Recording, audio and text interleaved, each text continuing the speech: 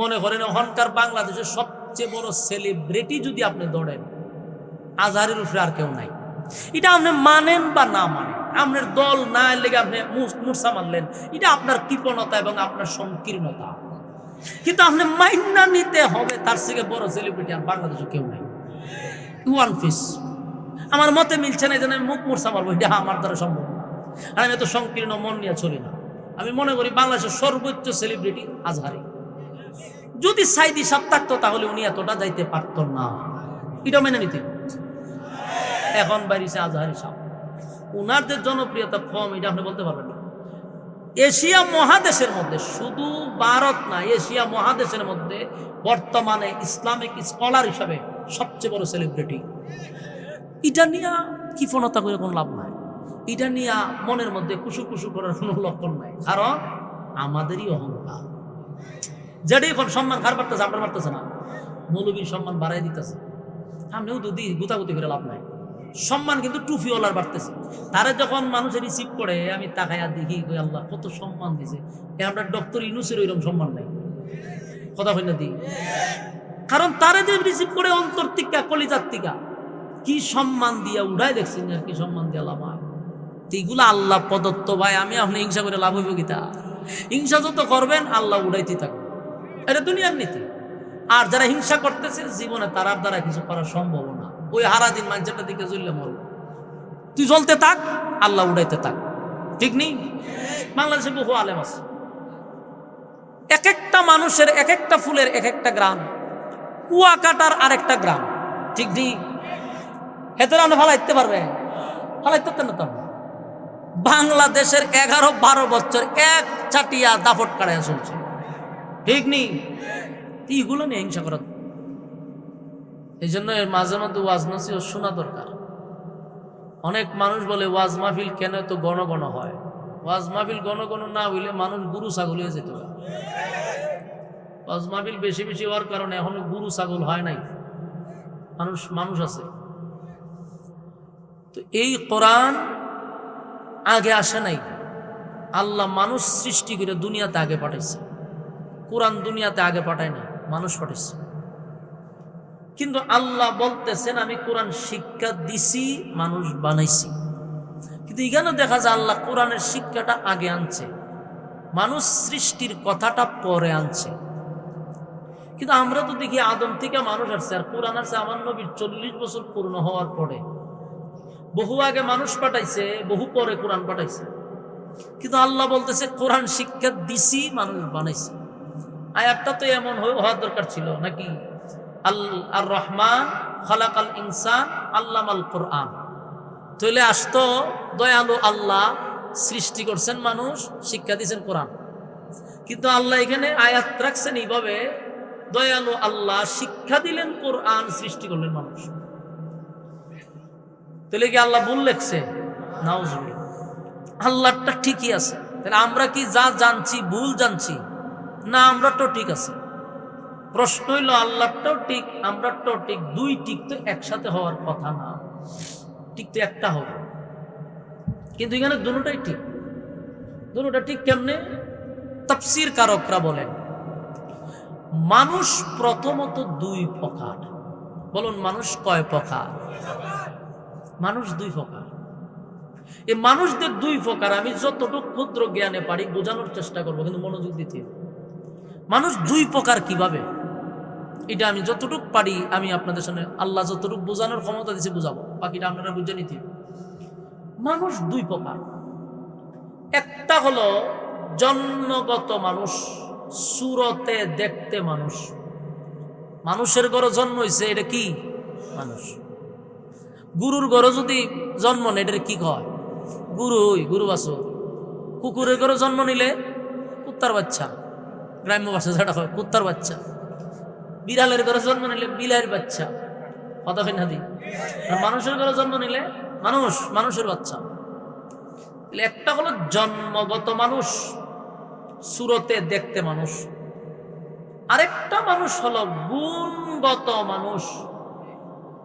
বাস্তব না বাস্তব? একটা এক্সাম্পল, ছোটবেলা যখন মাদ্রাসার থেকে বাইকে এসে পড়তাম, তো দাদিরা দাদারা অথবা মা বাবারা বুঝাইতো, দাদিরা বুঝাইতো, বাইরে মাদ্রাসা পইরা মানুষের মতো মানুষ হোক, মানুষের মতো। এই সময় তো বলতে পারতাম না যে আমরা তো মানুষ হোক, আমার মানুষ হইতাম ফিরে, কথাটা বোঝা যায় না। মানুষ আমরা, এরপরে মানুষের মতো মানুষ হোক, এটার কারণটা কি? আমরা মানুষ, এরপরে লেখাপড়া কইরা মানুষ হোক। তাহলে লেখাপড়ার আগে কি গরু ছাগল নি না মানুষ হোক? মানুষ হওয়ার পরে কয় মানুষ হোক, বোঝা গেল কেন? কিন্তু তাহলে মানুষ যে দুই প্রকার, একটা হইল সুরতে দেখতে, আর একটা হইল গুণগত শিক্ষায় শিক্ষিত হইয়া মানুষ হোক। মানুষ কয় প্রকার? এটা তো আমরা বুঝাইলাম আপনারে, এটা আমাদের মেধায় আপনাদেরকে বুঝাইছি যে মানুষ দুই প্রকার, একটা সুরতে আর একটা গুণে। মানে আল্লাহ কি বলে এটা তো বোঝা দরকার। আমাদের সিদ্ধান্ত তো আর চূড়ান্ত না, কোরআনের সিদ্ধান্তই চূড়ান্ত। এখন আসুন আল্লাহ কি কয়। আল্লাহ কয় একদল মানুষ, ওয়ালাকাদ কাররামনা বানি আদম, একদল মানুষ সৃষ্টির শ্রেষ্ঠ, মানুষের সম্মান আর মর্যাদা ফেরেশতাদের চেয়েও বেশি। সমগ্র সৃষ্টি জগতের মধ্যে মানুষের চেয়ে শ্রেষ্ঠ আর কোন প্রাণী আল্লাহ সৃষ্টি করে নাই। কথা কি বুঝতেছেন? মনোযোগ দিবেন। তাহলে আমরা পাইলাম সৃষ্টির শ্রেষ্ঠ ফেরেশতাদের চেয়েও দামি, কারণ ফেরেশতা বানাইছে নূর দিয়া, মানুষ বানাইছে মাটি দিয়া, মাটির তৈরি মানুষ ফেরেশতাদের চেয়েও দামি। আল্লাহ বলতেছে। এখন আসুন আরেক আয়াত আল্লাহ কি কয়। আল্লাহ কয় উলাইকা কাল আনআম বাল হুম আদা। আল্লাহ কয় আরেক দল মানুষ চতুষ্পদ জানোয়ারের চেয়ে নিকৃষ্ট, মানে কুকুর বিড়ালের চেয়ে নিকৃষ্ট। আমার কথায় একমত? কিছু মানুষ কুকুরের বিড়ালের চেয়ে নিকৃষ্ট আছে না নাই? আপনার এই এলাকাতে আসেনি? আপনার এলাকাতে আছে। কুত্তা বিলের চেয়ে নিকৃষ্ট আছে, ফেরেশতাদের চেয়ে দামি আছে, কুত্তা বিলের চেয়ে নিকৃষ্ট আছে। আপনার এলাকাতে আছে, আমার এলাকাতে নাই? আছে, সব জায়গাতে আছে কুত্তা বিলের চেয়ে নিকৃষ্ট। আবার ফেরেশতাদের চেয়ে দামি মানুষ আপনার এলাকাতে আসেনি? আমার এলাকাতে আছে। তাহলে মানুষ যে দুই প্রকার দেখেন, আল্লাহ এক আয়াতে হয় সৃষ্টির শ্রেষ্ঠ, আর এক আয়াতে হয় কুত্তা বিলের চেয়ে নিকৃষ্ট। এখন আমরা বাইর করতে হবে আজকের আলোচনার থেকে কি কারণে শ্রেষ্ঠ হয় আর কি কারণে নিকৃষ্ট হয়। এই হলো আলোচনার মূল বিষয়। মনোযোগ দিলে বুঝবেন, আর মনোযোগ না দিয়ে দেন আর মতো উডাউডি করবেন, সে বালাই বুঝতে পারি পেয়ে যাবে। অনেক মানুষ মাহফিলে বসে আগ্রহের সহিত, কিন্তু বেশি সময় বসতে পারে না। কেন বসতে পারে না? আমি আপনার একটা এক্সাম্পল দিই। প্রত্যেকটা মানুষের সাথে শয়তান আছে, আমার সাথে আছে, আপনার সাথে আছে। শয়তান তো প্রত্যেকের সাথে আছে। আপনারা যে প্যান্ডেলের ভিতরে বসছেন, শয়তান যাইতো এই প্যান্ডেলের ফাঁসে দাঁড়ায় থাকে। আপনি যেখানে বসা, হ্যাঁ কিন্তু এটা সহ্য করতে পারতেছে না। দূর থেকে আপনারা ওয়াসওয়াসা দিব, দিয়া লাড়াছাড়া দিব। তো সবাইরে লাড়াছাড়া দিয়া কিন্তু সে পারে না, কিন্তু কিছু লোককে লাড়াছাড়া দিলে প্রভাব পড়ে, সে উঠতে বাধ্য হয়। কারণ এর সাথী তো ফাঁসে বসা, এত ঢুকতে পারতেছে না। তখন এখান থেকে সাবি মোর্চা দেয়, তখন দেখবেন 2-3 জন উঠে, বুঝবেন যে এর উপরে বর করছে। কথা উঠে যেটি বুঝবেন যে ওই খাম হয়েছে, এখান থেকে মোর্চা দিতেছে, তার আয়ত্ত লইয়ে পড়ছে। তার কারণ হলো শয়তান সাকসেস। আপনি উঠতে গেলে শয়তান কি সাকসেস, আর আপনি যখন বসে থাকবেন আপনার সাথে শয়তান ব্যর্থ। সে লাস্টে দিয়ে জুতা দেখো বলে বাইরে বার করবে, ভাবলাম না, উড়াইতাম, বহুত চেষ্টা করলাম। কিন্তু আপনি যখন উঠতে যান না, তখন শয়তানে খুব আনন্দ ফুর্তি নিয়ে বাড়ির যায়, যে না মাশাআল্লাহ তাই আমি খাস করতে পারছি। কারণ অনেকদিন ধরে মেহনত করতেছো, তো আপনার রিমোট কন্ট্রোলে লয়ে গেছে। এই জন্য উডাউডি করবেন, তা আমরাও মোটামুটি কিছু না কইলেও বুঝতে পারলাম যে আপনার উপরে বর করে নিয়েছি। কথা আমরা আপনার কিছু কইতাম না, কিন্তু আমরা বুঝুম যে না তাই উপরে বর করছে। এই জন্য উডাউডি করে। আর গিচ্ছা কাহিনী বানোয়ার কোনো কথাও তো বলতেছি না। কেন উঠবেন? আমার এলেম নাই, খালাম নাই, কিচ্ছু নাই, কিন্তু আমি কোনো মাহফিল গল্প গিচ্ছা বানোয়ার বলছি, আমার মাথায় এটা নাই। আমি আজ পর্যন্ত আমি নিজে তুগায় পাই না যে আমি কোনো গল্প বলছি কিনা। বইলা তো হিদলে তোবা করো।